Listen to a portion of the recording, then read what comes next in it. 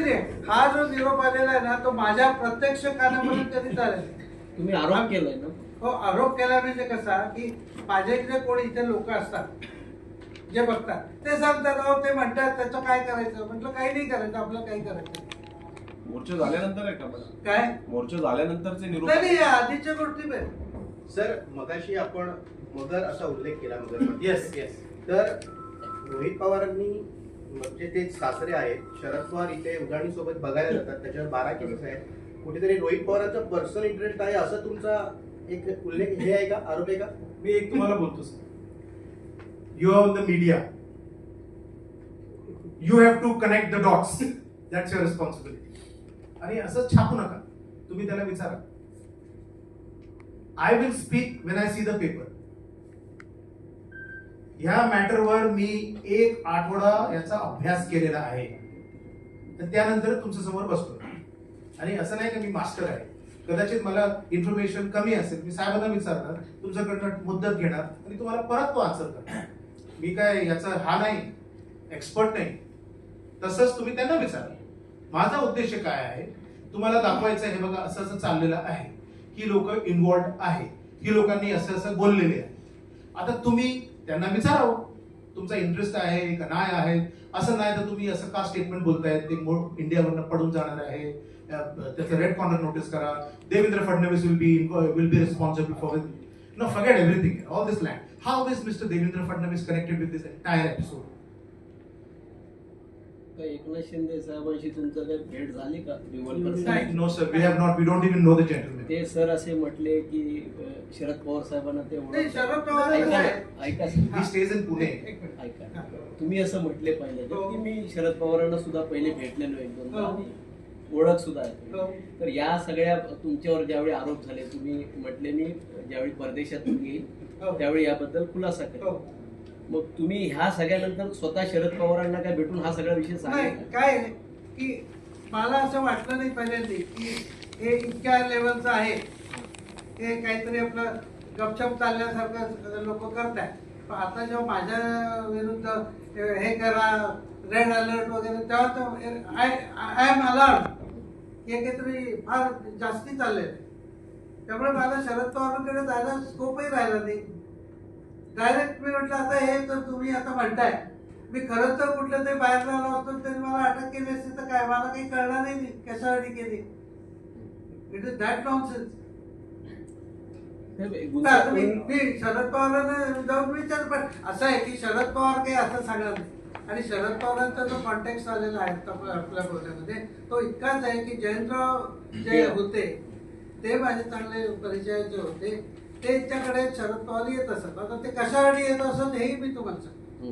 त्यांचं एक तिथं हे होतं सावरकर भवन म्हणून आहे, त्याच्यामध्ये शरद पवार त्यांनी जमीन दिली त्या ह्याला, त्याच्यामुळे शरद पवार आणि जयंतरावांचं जाणं येणं असे आणि मी जयंतरावांकडे नेहमी जात असे, तिथे येत असे. त्यामुळे आता समजा तुम्ही मी ओळखीचे आणि त्यावेळेला हे साहेब आले तर ओळख करून देतो ना, तशी ओळख करून दिली मी. म्हणजे त्यांचं काही कामं माझी करा, माझे काही कामं आहेत, हे आहे ते माझे या तक्रारी, असं कधी केलं नाही कारण मला काही गरज नहीं पडली.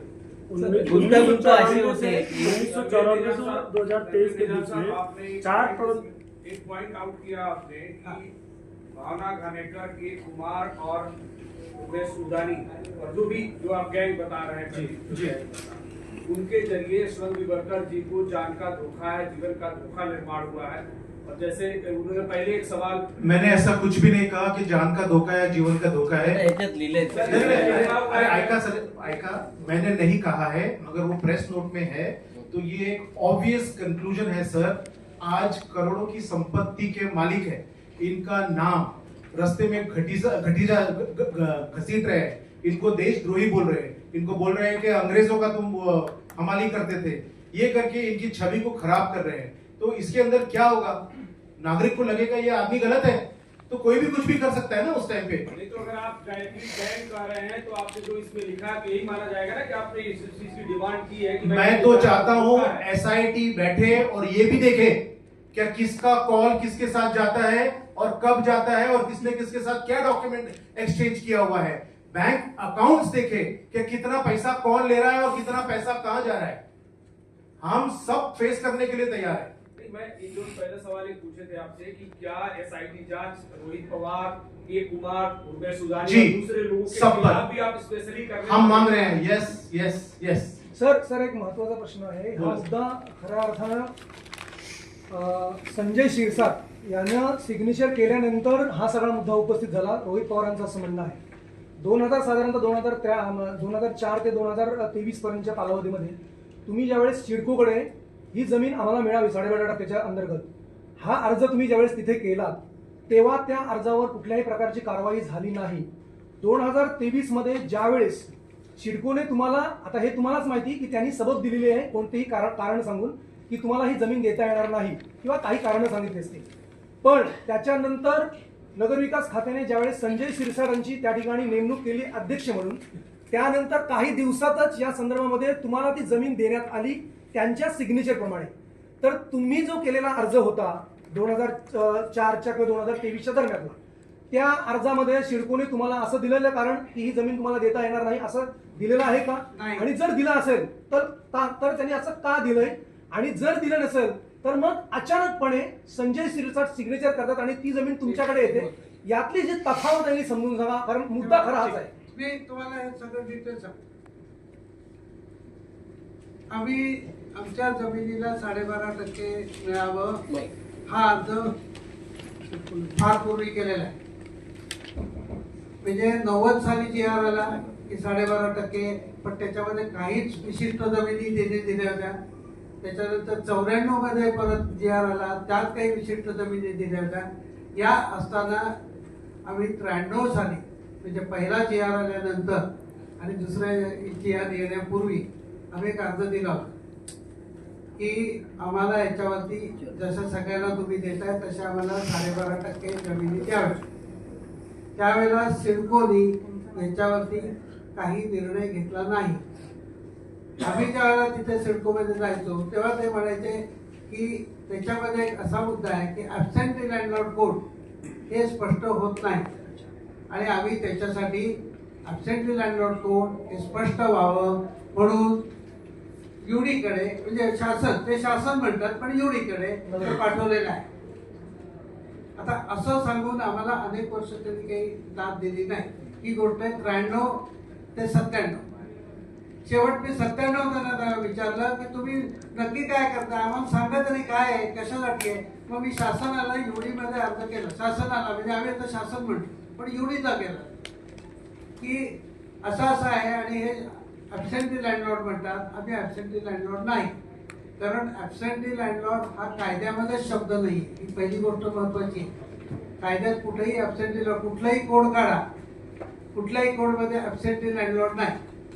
टेनन्सी ॲक्टमध्ये नाही. तर तो मुख्य त्यातला ही एक जनरल असं म्हणतो कहावत म्हणायचं एक अशी पद्धत आहे की ज्या जमिनीला कोड असतं आणि त्याचा मालक असतो त्याच्यामध्ये त्या जमिनीच्या कुळाचा मालक म्हणजे ॲब्सेंटी लँडलॉर्ड की जो स्वतः कसत नाही त्याचे कुळ कसतं, ही त्याची खरी व्याख्या आहे. पण अशी कायद्यात कुठेही व्याख्या दिलेली नाही.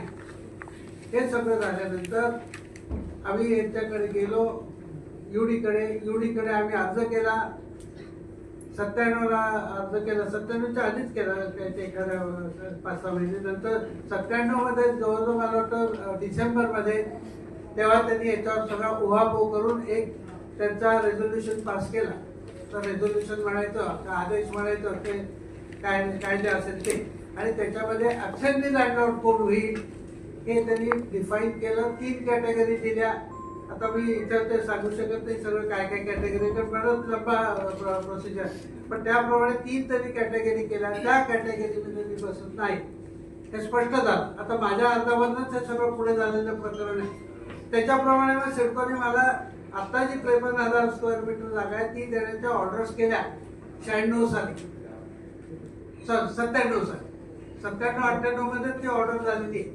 पण तेव्हापासून आतापर्यंत आम्हाला त्यांनी काही दिलं नाही. काही दरवेळेला काहीतरी हे कारण ते कारण. एकदा मग आम्ही उल्व्याच्या केसमध्ये एक हे केलं, रिट पिटिशन फाईल केलं होता काही कारणासाठी. मग तो रिट पिटिशन असताना या जमिनीला द्यायचा का, तर त्यावेळेला त्यांचं उत्तर आलं नाही. नाही असं आलो तर त्याप्रमाणे त्यामुळे आम्हाला लागू झालं, त्यामुळे त्यांनी दिलं. असं असं हे स्टेज बाय स्टेज घडत आलेलं आहे, एक आज झालेलं नाहीये.